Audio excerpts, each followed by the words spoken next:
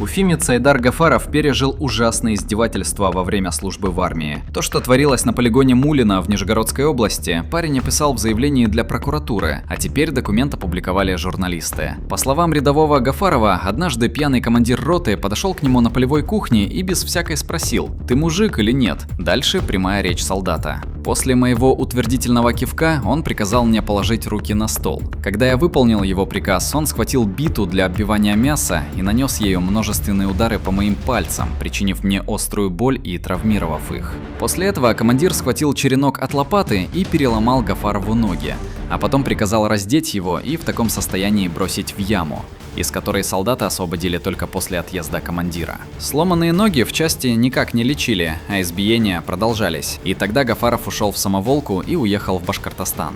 Сколько уже было таких историй о башкирах, саха, татарах. Представители коренных народов – самая бесправная часть российской армии. Их унижают по национальному признаку, выбивают деньги, кидают в яму и первыми отправляют на штурм.